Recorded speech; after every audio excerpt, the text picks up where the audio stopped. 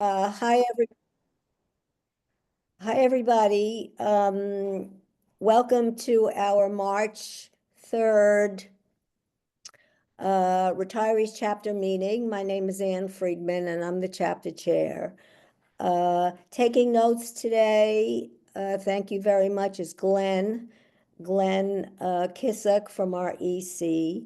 Ava's here on technical duty as usual.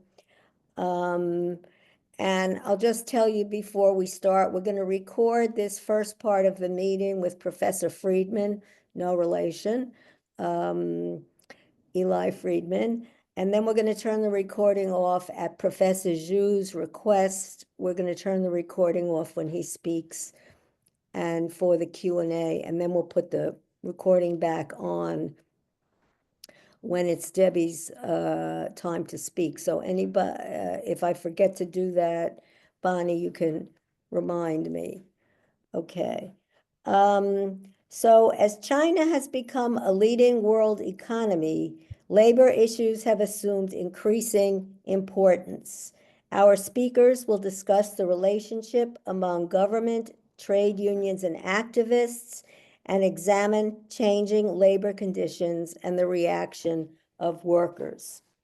Our first speaker is Eli Friedman, a professor of global labor and work at Cornell University School of Industrial and Labor Relations. His most recent co-authored book is China in Global Capitalism, Building International Solidarity Against Imperial Rivalry, published with Haymarket Press. Eli will speak for about a half an hour, and then we'll hear from Professor Jun Zhu, who's an associate professor of economics at John Jay College and the Graduate Center here at CUNY. Previously, he has taught at Howard University and People's University of China. His main research interests include political economy and Chinese economy. He is also on the editorial boards of Science and Society and the Journal of Labor Society. So each speaker will talk for about a half an hour, and then we'll take Q&A. And as you saw on the slide that Bonnie had up at the beginning, then we'll hear from Debbie, who will have a little more time this month to talk about the issue of copays and how we can deal with those. So Professor Friedman, the floor is yours. Great. Thanks so much. It's really a pleasure to be here. Thanks so much to everybody for inviting me. I am in Singapore at the moment, and it is Oh, pretty late here. Yeah, so please bear with me if I'm a little bit slower than usual. But what I want to do today is to provide just kind of an overview of some of the key issues that Chinese workers have been facing in terms of labor conditions, as well as the kinds of resistance that has been generated over mostly the last 10 years or so. And the main point that I want to leave you with is that China is going through a moment of really severe anti-labor reaction. There's been harsh repression of different kinds of labor activists, and a strong reassertion of managerial despotism within the workplace. But what we also see is that despite this intense repression, that the state has failed to eliminate this kind of sporadic and often militant worker resistance. So I want to begin with the kind of less positive side of the story, which is repression.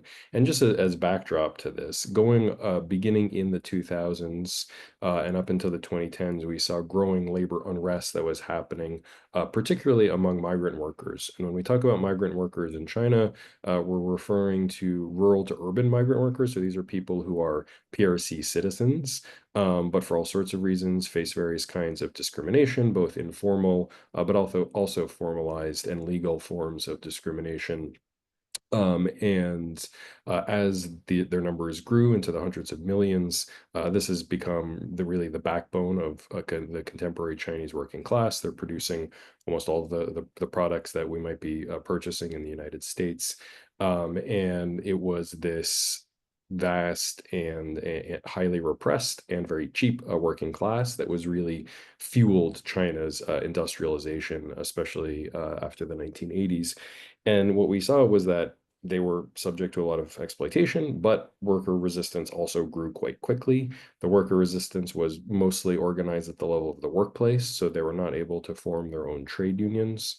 And although the state had become relatively tolerant of resistance in particular workplaces, they remained very intolerant of any kind of attempt to build organization that would extend beyond one particular workplace. So we don't see trade unions, we don't see worker associations across workplaces in industries or in regions. But it was beginning to impose certain kinds of costs on employers and on the state as well. I'll talk a little bit more about the resistance in just a minute, but I just wanted that as backdrop to the things that began to happen in 2015 when we saw the state really cracking down on worker protest, as well as the kind of tendrils of kind of civil society, of not exactly unions, but at least some kind of somewhat more stable worker organizations that had begun to come into existence. This was marked very clearly in 2015, specifically in December 2015, when what we saw was a strong attack against the so-called labor NGOs. So again, these are not trade unions, but these were organizations that were set up particularly in the southern industrial powerhouse of Guangdong, which is just to the north of Hong Kong.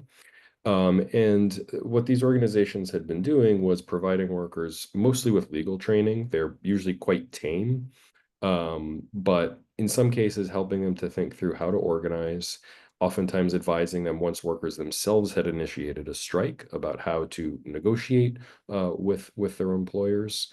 And they became kind of relatively stable presences in many of these industrial zones, and they were really mostly focused on manufacturing workers, although not exclusively. In December 2015, the government cracked down on them very with severity, and this was in the context of a broader crackdown on civil society against so-called rights protection lawyers, against environmental activists, against feminist activists, and then labor activists came to be targeted as well. I just want to talk a little bit about one example of the kind of growing, I don't know if I'd quite say militancy, but the growing kind of boldness of some of these organizations, which I think ultimately led to the state really cracking down on them. So in 2014, we had the largest strike to ever take place, as far as we know, in the private sector in China. It happened at the Yuyuan factory. And this is a factory that was owned by Baocheng, which is a Taiwanese privately owned footwear company. They're the largest footwear producer in the world. They produce probably lots of the shoes that you guys are wearing right now. And they had a very large factory in Dongguan, which is a city in Guangdong province. They had not been paying their workers pensions properly. And as this workforce was aging and getting into their 40s, into their 50s, they were beginning to think about what would happen after they retired and their pensions had not been paid properly. Their pensions had not been paid properly with the full and explicit knowledge and support of the local government, whose job it is to enforce this. And you had a strike of over 40,000 workers who were demanding just their legal rights, which was that they wanted their employer to make their proper payments into their pensions. And the key thing with respect to NGOs is that the NGOs were quite actively involved in a lot of the organizing that was happening around this. They did not call the strike. It's not a union. The workers took that initiative on their own, but they were very active in terms of advising workers on what their rights were once the strike was happening, helping them to think about how to negotiate. And this was the state responded to this with quite severe repression, including use of dogs and violence, and they put the strike down violently. And subsequently, Yuyuan relocated a lot of their factories and production to Vietnam. So in this context, when the crackdown came, they were really trying to prevent workers from developing the kind of capacity that would allow them to resist the straightforwardly exploitative and illegal behavior that it was really endemic in the industry. Dozens of people were, dozens of NGO activists were arrested. I know lots of these people. Many of them were good friends. Several of them faced long jail sentences, always on some sort of trumped up charges about disrupting public order.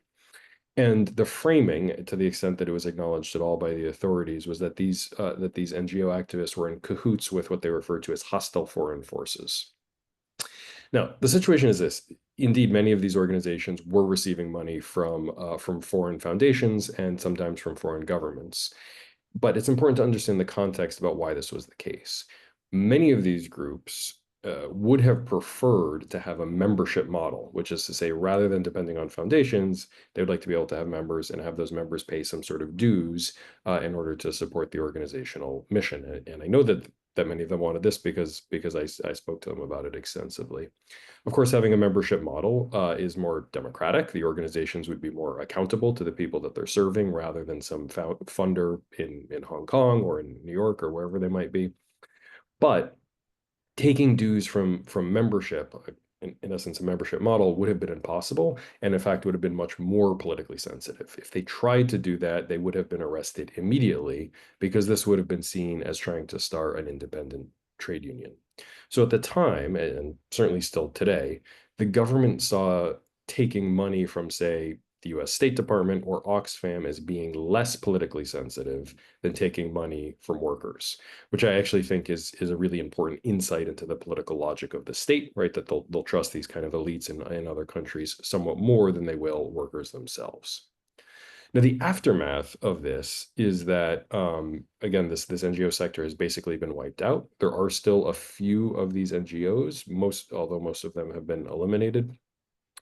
They can't do any kind of legal rights training. They certainly can't do any organizing or consultation on collective bargaining or things like that. They can do kind of service, this kind of neoliberal service delivery approach where they provide health trainings or things of that nature that the state is failing to provide to those workers.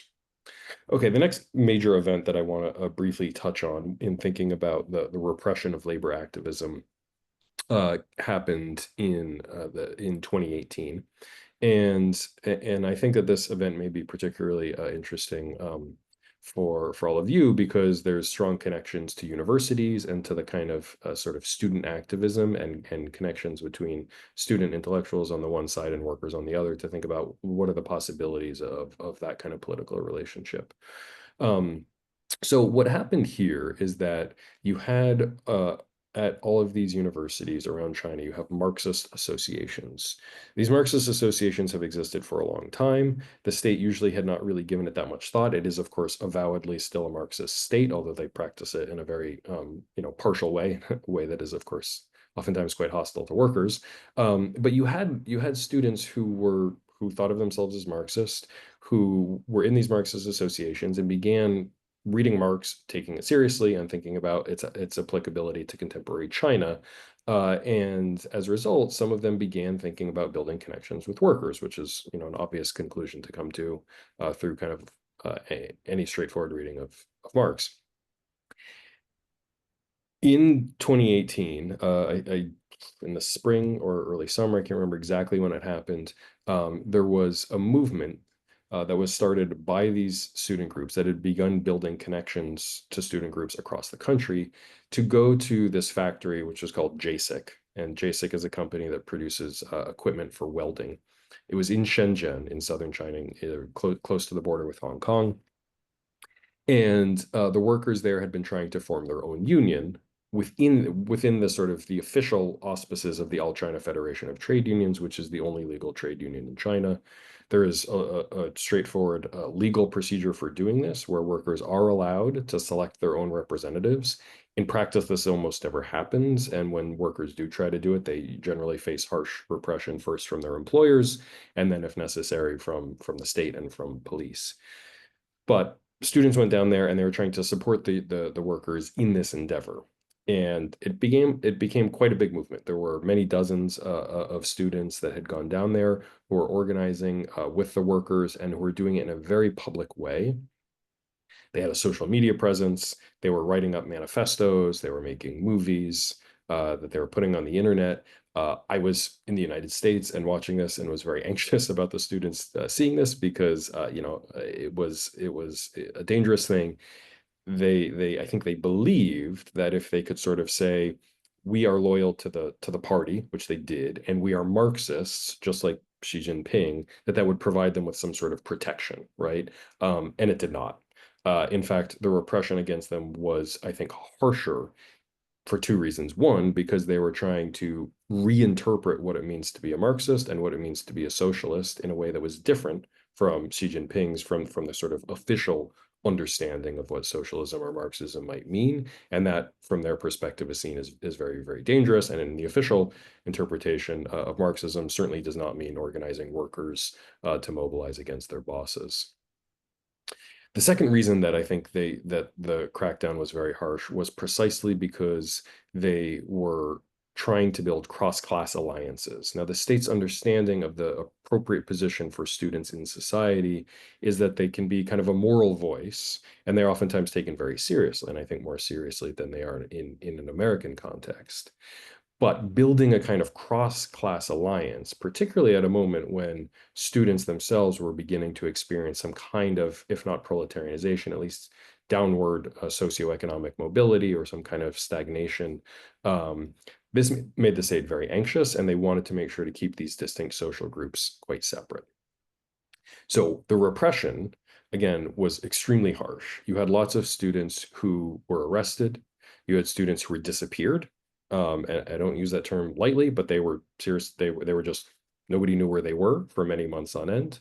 And you have other students who, according to their own accounts, and this is all very well documented, that they were kidnapped, that they were held against their will, were threatened with expulsion from the university.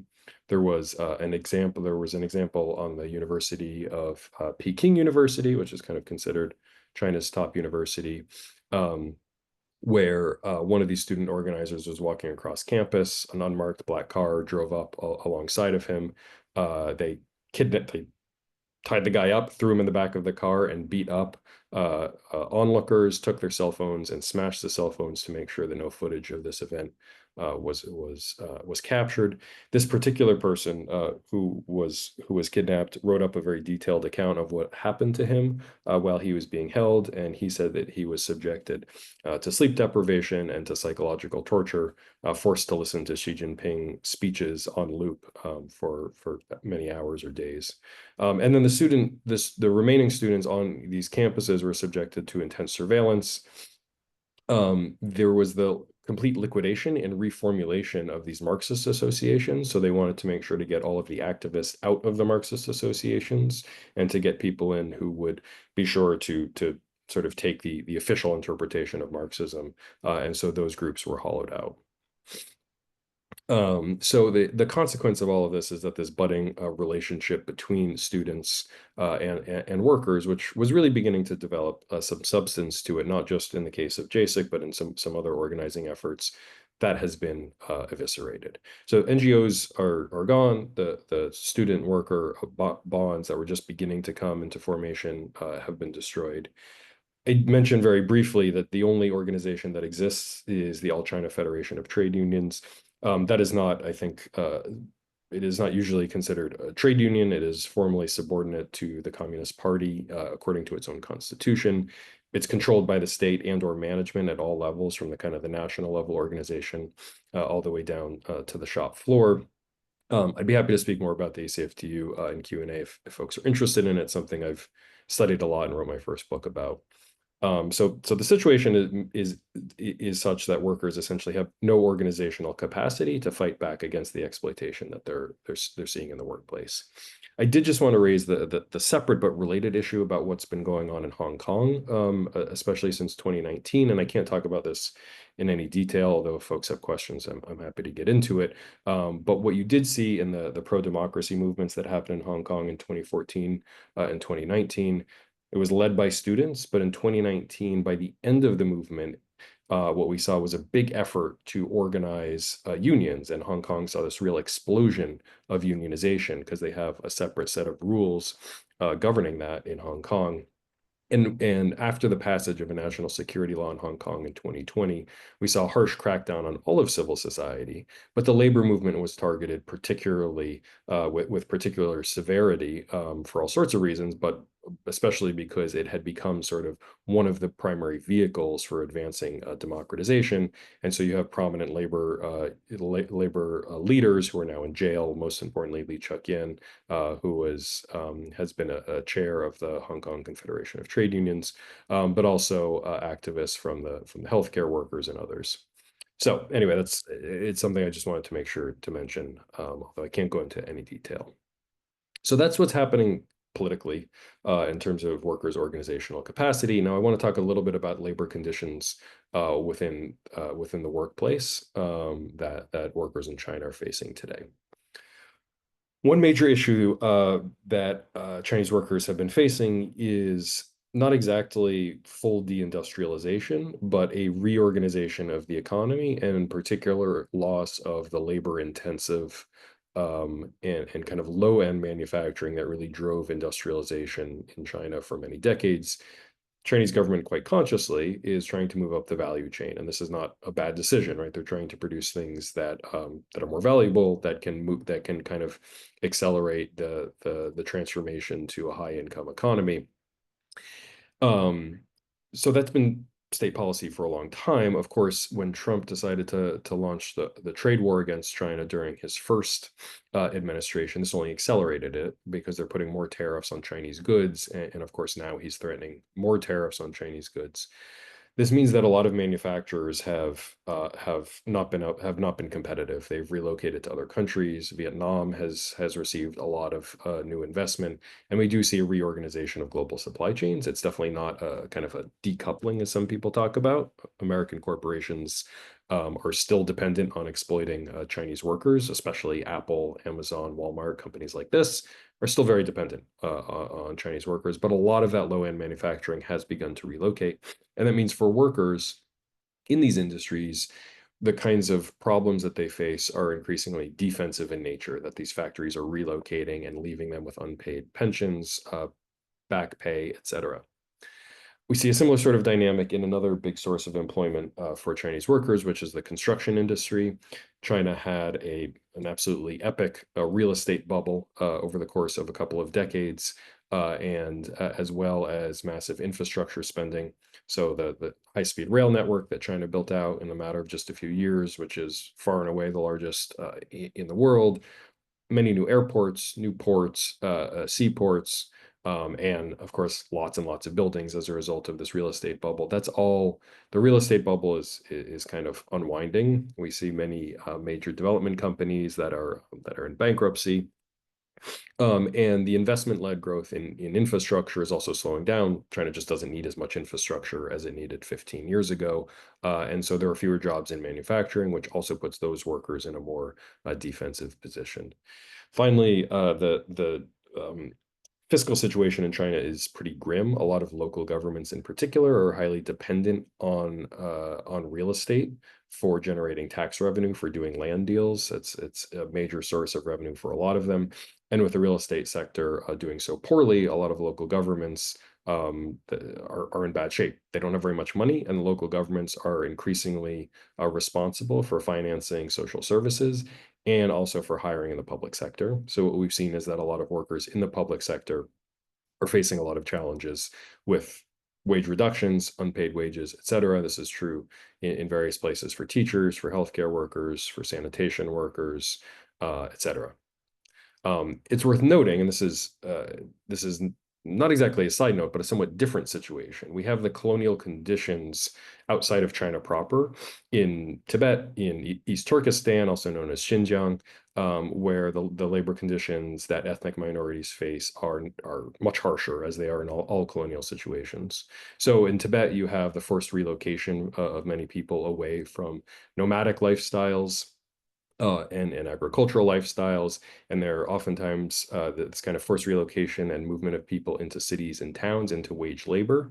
And suffice it to say that many of these people who have been living nomadic existences are not accustomed, nor do they wish to be in a wage labor situation. In Xinjiang, they also see extensive dispossession that's happening in rural areas. There, this is a big complicated issue, but we've had a system of mass internment that has emerged with more than 1 million people put into these internment camps, basically because they are Muslims. And you have a process that the state refers to as kind of re-education. And this is happening in the guise of anti-terrorism, and the language is precisely the same as George Bush's war on terror. They call it the People's War on Terror there. And as with the American war on terror, it targets overwhelmingly or exclusively Muslims. So, there is this kind of racist anti-terrorism logic at play, but it has also turned into a kind of labor regime. So people may have heard about these mass internment camps. When you leave the camps, what oftentimes happens to people is that they are sent to employment, and they don't have a choice about which employer they're going to go to. And if they refuse the employment or if they cause trouble in the jobs, then they're likely to be sent back to the camps. And this is all very well documented. And so many people have referred to this as a kind of unfree labor regime, which it certainly is, and it's on quite a large scale, right? It's at least hundreds of thousands, if not millions of people that are tied up in this. So, all this is just to say that the conditions that in China proper for Han people are not great, are intensified when you have this kind of racialized regime on the colonial periphery. To kind of zoom out a little bit from thinking about conditions within the workplace, inequality remains very high within China, and China has failed to increase domestic consumption, which is kind of the big developmental task that they've set for themselves now over about 20 years, and they've made very little progress. There's many factors that go into this, but it's especially because of a failure to build essentially a kind of institutionalized system of class compromise, including a system of labor relations, collective bargaining, increasing social welfare, all of these things that happened in developed countries in the 20th century. China's not alone in being unable to realize that in the 21st century. In fact, that's totally the norm, but that it means that you continue to have this system that's very unequal. And while Chinese state is very proud of its new corporate champions that it has, companies that you may now have heard of, like BYD, which is the world's largest electric vehicle seller, or ByteDance, which is the company that produces TikTok. These are global corporate champions, and they're generating a lot of money, right? But it's not leading to a kind of growth in a large scale growth of decent jobs, right? These are relatively small employers, and so we see that the kinds of jobs that are being created by and large in China are simply not very good ones. So this is all pretty grim, but I do want to point briefly now to the kinds of resistance that is continuing in China amid these pretty poor labor conditions. Um, one thing that's quite important is that today we see a kind of spatial and sectoral extension of the kinds of labor resistance that exists in the country. And I just want to mention a source that you can check out if you're interested in more data on this. The China Labor Bulletin has something that's called the China Strike Map, and you can go and you can look at details in English or in Chinese of strikes that are happening there. But what we see is that previously labor unrest was highly concentrated, particularly in Guangdong province in the south. As industrialization has spread to other parts of China, we've seen that labor unrest has gone with it. And we've also seen that as the center of the economy has shifted more from the kind of export-oriented manufacturing to other things, that labor unrest has gone along with it. Unfortunately, the biggest source of labor conflict, according to China Labor Bulletin's data, is non-payment of wages. That 88% of labor conflicts that they've identified are just that workers are not being paid at all. And the largest contributor to this by a pretty large margin is the construction sector. As I mentioned, economically, they're not doing very well. So these are really defensive struggles, right? These are not workers protesting to demand above and beyond the legal minimum. But similar sorts of dynamics exist in the manufacturing sector, where workers are really on the defensive as factories are shutting down or reducing orders, trying to reduce their workforce. So it's not the kind of optimistic offensive struggles that we might have seen in the 2000s or especially in the 2010s. We've seen big growth among platform workers, and this has been a major growth sector for employment. But there's been a lot of protests also, oftentimes very small scale, organized just among a couple dozen workers, launching a protest, launching a strike. And it's not very, they haven't reorganized the sector to make it a decent job, but oftentimes they can win minor compromises from their employers around subsidies or bonuses or things like that at the local scale. And there have been more protests among those public sector workers that I mentioned as well, including teachers, street cleaners, healthcare workers, things of that nature, as that kind of fiscal pressure comes down on local governments and they're fighting back against unpaid wages and things like that. China has considerably more strikes in the United States. I also run a strike database and focused on the United States called the Labor Action Tracker. I don't run it. I participate in it, and so I'm close to this data. And you can compare them side by side. China has many more, and it's harder for them to collect data because of censorship. But none of the strikes that happen in China, and this is a strong contrast to the United States, none of these workers have union support or any kind of legal basis. If you go on strike, it's without legal protection in China. And so when workers do this, they're taking quite a lot of risk. The chances that they'll be thrown in prison simply for going on strike are pretty low. But for organizers who are putting the strikes together, for them, the risk is greater. And if you do it more than once, then you're certainly at risk. There's also a lot of resistance in the cultural sphere. There's these discourses among people on the internet of lying flat. Lying flat is a way that young people in China talk about kind of checking out, right? That because there's such intense competition in education, there's such intense competition in labor markets and housing markets, people have kind of been responding to that by saying, well, we're just going to check out. We're going to lie flat and we're going to do the absolute minimum that we need to survive rather than throw ourselves into the rat race.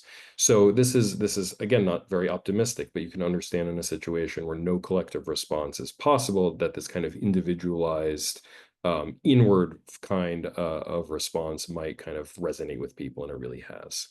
So just to wrap up, repression has been severe. It's not limited to labor. There's repression against other kinds of civil society actors, but labor has felt it particularly acutely.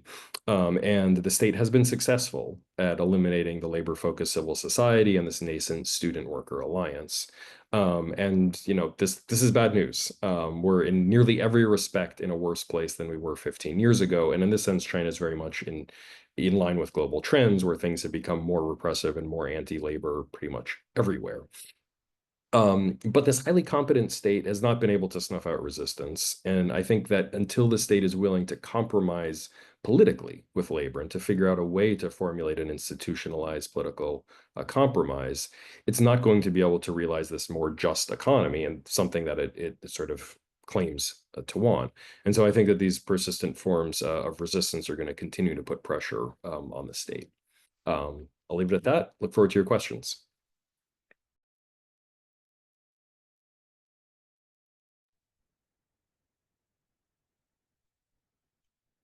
People, thank you for remembering to put the recording back on, Ava. Yeah, Mike Foley asked me to remind people that if you have questions for him, you can call him directly at 212-354-5230, extension 1318, and that we should keep an eye out for a new benefits bulletin that should be coming to us in snail mail pretty soon. So Debbie, you're on. You're going to talk to us about those nasty copays. The nasty copay. So this affects retirees who are on traditional Medicare.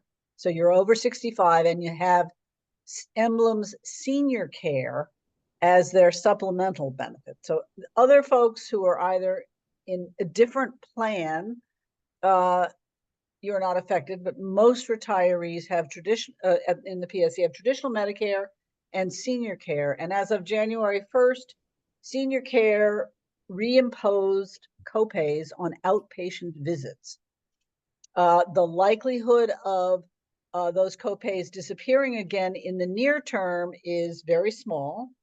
The Municipal Retirees Association has filed a lawsuit about them, but the basis of the earlier lawsuit, which delayed their implementation, has been resolved.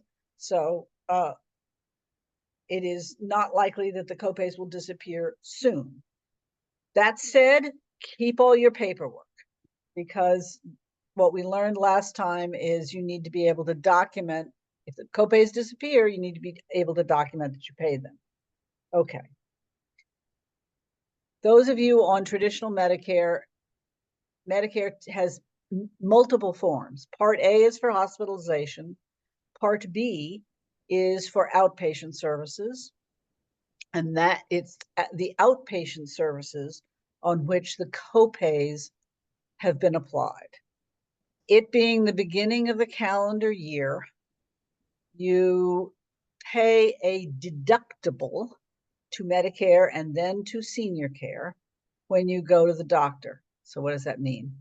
That means that the Medicare rate that is charged, let's say you went and had your annual checkup in January, the doctor's nominal charge is $500. Medicare is willing to pay $150.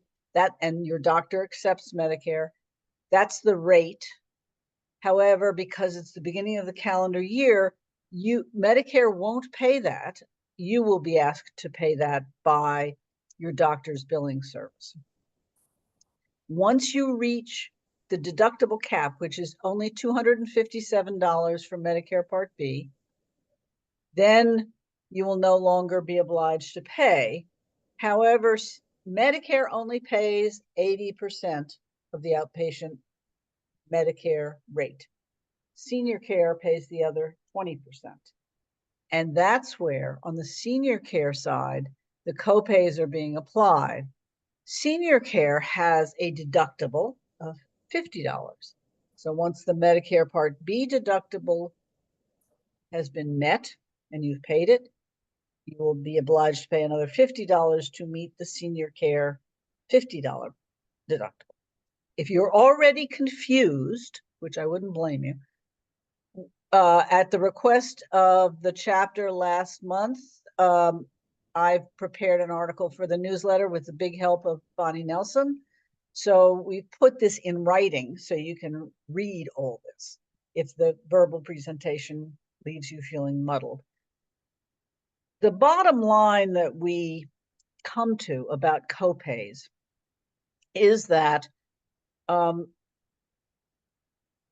senior care will continue to pay its 20% minus the $15, and that the real problem is for people for whom the 20% that senior care would have paid is less than $15. That was the problem we were particularly concerned with, because that means you're paying $15 and senior care would not have had to pay that much. In fact, that only applies if the Medicare charge for whatever service you're receiving is less than $75. And when we started looking at, Bonnie and I, at the various charges we've accrued over the years, there are not very many that are less than $75. So you'll pay your $15 and then senior care will pay whatever is left to get to the 20%. Then there's the problem of if your provider says, as when we looked at, what the practice is, most patients get billed for their outpatient services after the service. In other words, you have to go for a blood test. You have to go for physical therapy. You don't pay up necessarily. You often don't pay up front. You get billed by the provider's billing service. If you are asked to pay up front, you should ask to be billed after Medicare has paid its share. There will be providers who will say, no, we need you to pay your $15 today. Our recommendation is pay it. As I said, in most cases, Bonnie shakes her head. We're not recommending anything, but pay it. I mean, there's no point in getting into a fight with the secretary in the front of the doctor's office. Pay it and then get a receipt. Keep track. That's the one thing that you can do, is keep track of the copays that you have paid. The other thing to keep in mind is if you go for a blood test that involves testing for all sorts of things, there's only one copay you have to pay. The Office of Labor Relations website says co-payments are limited to 1 copay per provider per date of service. So you're not going to get charged for $15 for every little tiny blood test that gets, every little vial of blood that's pulled from you when you go for that. We do have in the written article, we do have an example of if you go for physical therapy and the allowed charge is $65 and therefore 20% would be $13 and you've been asked to pay $15, there's a difference. In my mind, whether that $2 is worth a lot of paperwork and a lot of worry, that's your choice. However, for folks who go repeatedly for outpatient services, you should pay attention. And this is a process you're going to have to do after you get your paperwork. You should pay attention to what the Medicare rate for your outpatient service turns out to be, and what Emblem, the 20% charge, what Emblem paid and what you paid. You're not going to be able to know this until you get these explanations of benefits that come from Emblem. On the one hand, those come usually the following month, and the explanation of benefits from Medicare, which usually come 3 months after the fact. What's the point here? Just keep the paperwork so that if you are concerned that you are paying more than you should, you can begin to calculate it. Now, Bonnie cleverly found, and this is in addition to reading the newsletter article, which you'll probably explain this much more clearly than I am verbally, Bonnie found that if you go to both the Medicare website or the Emblem website, they do keep track of charges, the Medicare rate that was paid, and Emblem keeps track of what rate it pays. So what does that mean? That means if you have not signed up on the Medicare.gov website, you should, so that you can go onto it, click in your identifying information and password, go onto the claims section, click on the claims section, and you should be able to see visit by visit what's been charged. Remember that bills don't go through to Medicare the next day. It may take several weeks before a provider sends the bill through and before Medicare records it. Same thing with Emblem. Go on the emblemhealth.com website. This is all written in the article, so you don't have to. Emblem.com website, sign up, log in, and click on the claims site, and you'll be able to see what's been charged and what has been paid. In addition, Emblem gives you the ability to get this healthcare financial summary, which is actually a little spreadsheet that's quite clear, right, relatively speaking, about what all these charges are. So what's the bottom line here? The bottom line here is that we are all stuck, we in senior care are stuck with paying the copays for the time being. It is not clear to me that the legal basis of getting rid of them is going to be legitimate, but we'll see. The Municipal Retirees Organization has been successful in the courts. They've found angles to challenge what the city has tried to impose in the past, and maybe they'll do it again. But in the meantime, we've got to pay them and keep all your paperwork about your medical services and billing, and look for the retiree newsletter, which will be, right, Diane, will be coming out in the next week, 2 weeks, whatever. Keep the article because it gives you the websites to go to. And it also explains why we think that most of the time your $15 will be less than what Emblem owes, and therefore you will not be overpaying. And I think those were the kinds of questions that had been raised at the last meeting that I wanted to be able to answer for you today. I hope I haven't been too confusing. But I'm happy to try to answer questions. Yeah, thank you, as they are. Debbie, and thank you, Debbie and Bonnie, for putting that in writing. I think that'll be really, really helpful for us. So I see we have a few questions. Diane, Erwin, and then Myra. Yeah, turning the page should be in your mailboxes, your email boxes, hopefully by the 1st of April. So Okay. look for that, and the article will be there. I have a question. Do you know, Debbie, why you might have received a small amount of a check from Medicare? It says Medicare payment, Medicare Part B. Why would we get that from Medicare? I can understand where we would get that from Emblem, but why would Medicare send us, like, I have $9 here? Do you know where that might, no, okay. Keep it. No. Okay. I do believe that there are overpayments that happen and that there are adjustments. Okay. I have gotten checks from Emblem.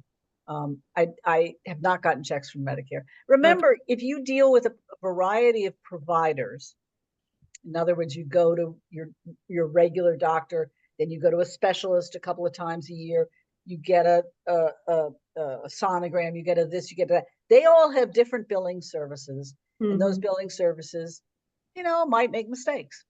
Yeah. So they might, have charged you incorrectly at some point early on. They might have, who knows? You might have been overcharged for your deductible for 2024. Okay, thanks. Okay, thank you. Erwin? Yeah, Debbie, on the deductible, the copay during the deductible period, I think the easiest way to handle that is if you pay the copay, and I have had providers insist that I pay the copay, even though I'm in the deductible period. When you finally get the deductible bill, you just subtract the $15 that you Yes. paid. And Yes. then you're even again with that particular provider. Yes, So assuming is that a correct way to proceed? Assuming that the same provider is involved. Yes, I agree with you. Okay. I mean, as I Myra? say, the people at the front desk don't understand this any better than we do, and probably less well. So, it's hard to explain to them, no, I don't owe you $15 today. Okay. Myra? My concern and understanding is I go to a doctor, I have many doctors at this point at NYU who says, I want you to go down and get a blood test, and you need an X-ray. My understanding is that and because I'm seeing the doctor at the hospital, because that is his office, that I will have a copay for that visit, not only to the doctor, but I will then have a copay because his office is the hospital from the hospital. I will have a copay from the blood test that I go downstairs to the first floor to get, and a copay for the X-ray, all on the same day with the visit to the doctor. And my understanding of this contract that was forced through by Adams with the copay is that this $15 copay, so that's $60 for one day, for one visit, with all of these things attached, that the copay of $15 is just for 1 year. After that, it can be wiggled and adjusted any additional way. So those are my concerns and questions, I guess. Okay, I'm going to separate. I think there are basically two questions there. One is, if what's happening is your NYU-based doctor is sending you for a blood test and then for an X-ray, I'm assuming they're not asking for the $15 at the time, because most of these hospital-based providers don't. They bill you after the fact. $60. What? It's $60. I understand that. I'm not. Yeah. So let's say your bill comes through and you get a bill for $60 worth of copays. I would challenge that with the billing service and say, you can go to the Office of Labor Relations website, and we quote this in the article, which says copays are limited to one copay per provider per date of service.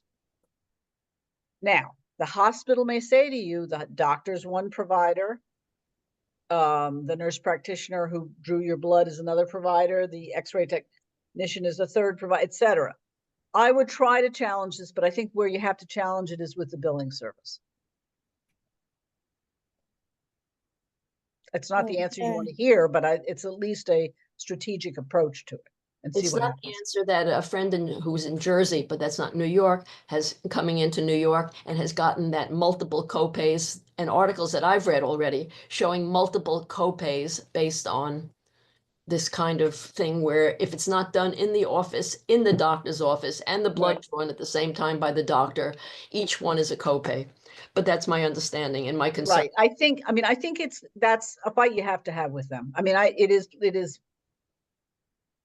I don't prove this, but it's plausible to me that they could distinguish each of these functions, but it's NYU. And if these hospitals are gonna take over all these outpatient services, then our position ought to be one copay. Okay. Now, I want to answer the second part of Myra's question, which is that somehow this is only going to last for a year. That's, to my knowledge, not the case. There are no discussions about increasing the copays in the same way that they will not go away unless the court forces them to. But there is no discussion of increasing the copays. Instead, what the unions have asked for is documentation from Emblem as to how much money they are actually saving the city, because the rationale for imposing these copays was to reduce the cost of senior care to the city. So we have not received that information yet. When we do, we will report it back. Evelyn Rich?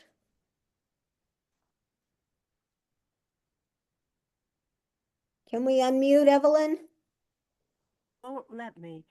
I am very impressed with the fact that the PSC has spent time evaluating the impact of the imposition of copays on members. I would hope that the PSC would spend similar time investigating and supporting Intro 1096. Now, I know and you know that 1096 would be the beginning of universal health care for all of us, not simply municipal employees, but employees across the city, ultimately with passage of the New York Health Act across the state, and ideally across the country. However, our union refuses to even bring to this chapter a discussion of an issue which is fundamental to all of us. I am hopeful that the time will come when the PSC and those of you in power understand that the members are up in arms, including me. And I hope that you will ultimately change your minds and understand that fighting for members on the whole range of healthcare is essential for your survival and ours. Thank you. Thank you, Evelyn. Michael Engber. You have to unmute, Michael. Okay, I have. Medicare covers a variety of services at 100%. Mammograms, colonoscopy, and blood tests. So those are covered completely by Medicare. There is no co-insurance, so no bill ever goes to senior care. So there's no copay on those. That's number one. Number two, from my experience of the last copay round, when the 20% co-insurance is less than $15, that's the amount that Emblem Health sends to the practitioner. And then they don't ask me for the difference between that reduced amount and the $15. I only pay the actual 20%. So it's bad but it's not as bad as we've been worrying. Good. If you Okay, get an that's good. X-ray, if you get an X-ray, the X-ray is read by a technician. That 20% usually is $3.50. I pay the $3.50, not 15. Good. That means you're working with a billing service that understands how this works, right? Good, good. Bill Gargan? Hi, Bill. You have to unmute. Am I unmuted? Yes, you are. Thank you. Deborah, I had a question that is somewhat related, I guess, to copays. How do these facility charges work that that we're being charged now at certain clinics that we see doctors at? Is the facility charge covered by Medicare? Or does Medicare have some kind of rule against facility charges? You know, I've had different interpretations of this from various people. I don't have a answer for you. I think, do you get a bill that says facility charge 5% or something like that? Yeah, I've gotten a lot of I've g- uh, I've gotten bills, but I'm not sure if they've actually if I've actually paid any of them, because I think I'm not sure. Like maybe Anthem picked it up instead of the of Part B or vice versa. Maybe it's Anthem that sends me the bill, but then they pick it up under Empire. Uh, but you know, I have seen bills, but you know, I don't think I've ever paid one. But I've talked to other Good. people. Yeah, right. But I've talked to other people who have said they've been charged this facility fee. I think, look, there are probably as many different ways of billing, of trying to, same way all people are now charging extra money if you don't pay in cash. Right. Putting little charges on things that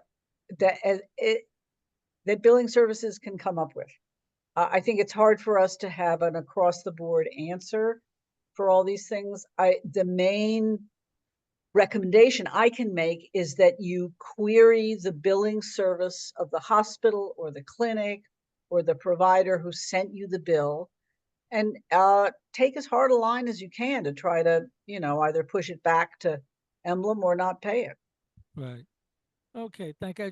I just raised it, you know, Yeah. not just so much for myself as because, you know, other people have said, "What's this facility fee?" But thanks, Yeah. thanks much. Okay. Rose Ortiz? Hi. Hi. What I would like to know is, were there reimbursements for copays when we last paid them before they were suspended? No. Oh, What that case is actually still alive in the following sense. This is a case that goes back to 2021. The judge said that the basis for him saying that the copays had to stop, was that the Municipal Retiree Association was correct that the insurance contract between Senior Care and the City of New York did not say in writing that copays should be charged. Based on that, he said this is not a legitimate thing to do, so he stopped it. Then the city and Emblem redid their contract to state that there will be $15 copays on outpatient visits. And the judge said, okay, you've cleaned up the contract. I do not see it. He didn't say it this way. He ruled that the copays could be implemented. The lawyers, not the retiree association lawyers, but other lawyers, interpreted that as meaning that the judge thought that the likelihood of the plaintiffs prevailing on the larger suit was small. Therefore, copays were likely to be okay, and that the court was unlikely to rule against the implementation of copays. That's a long sentence. in other words, the judge thought, okay, now that you fixed the contract, it's okay to have copays in place. And Emblem said, okay, we're going to implement them January 1 of 25. Now, there were people who paid copays up until the date when it ended. It is my understanding, I am not a lawyer, it is my understanding that there's still squabbling legally about repaying those copays. So that part of the case is still alive. So if you paid a copay, not copays that were paid after the date that they were stopped, but before the date that they were stopped, then there is still a legal squabble going on as to who gets paid and whatever. I'll Okay, try to thank find you. out for Anne where, and for the chapter, where that part of the lawsuit is at, and let you know. Thanks. I just misunderstood. I thought perhaps I didn't see any reimbursement, but that there was possibly one. Okay, No, thank you. no. Marcia? Marcia, you have to unmute. Dude, it takes a minute. Hi, Marcia. Hi. It seems to me that the PSC supports the New York Healthcare Act. I mean, but there are bills in both the Assembly and the Senate to support to pass New York right for healthcare for all. They have not gotten off the floor. Debbie, are you aware of that? Yes, I'm aware of that. And so is there, in terms of what Evie was saying, you know, certainly I don't get any health insurance, blah, blah, blah, but is there a movement? Is there anything that the PSC, even though it does support this at various times, are we doing anything in specific to push at least getting these things on the floor? And what is the obstacle? The insurance companies? You know, what's the obstacle? The obstacle is the insurance companies, the hospitals, which now control a huge proportion in New York State of all the outpatient facilities as well as inpatient facilities. The municipal unions, as far as I know, are still in opposition. Not, I won't defend that position, but they are by and large. I know that I don't work for the union anymore except on a consulting basis, but I do know that the union is in touch with both the coalition that's fighting for the New York Health Act and with the lead sponsors in the Senate and the Assembly. There's an ongoing discussion.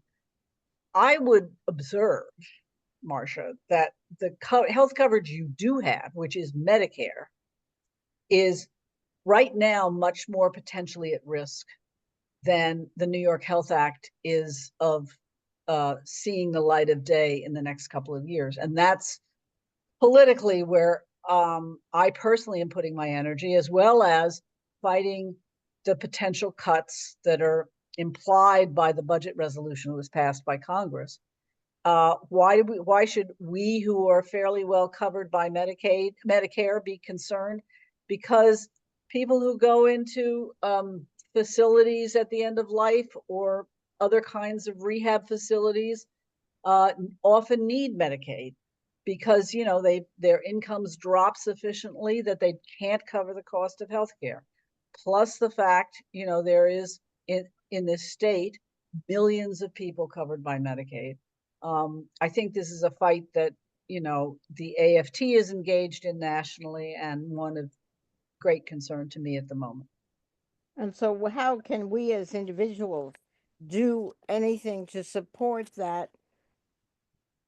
I think one is those individuals who live in districts with Republican Congress people, and that's Maliotakis in Staten Island, Brooklyn, that's Lawler and somebody in immediate upstate from the city, and that's the two congressmen on Long Island, can be joining the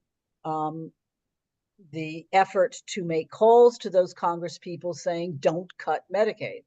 Going to town halls, going to, public, I think they're going to start avoiding these town halls and confrontations.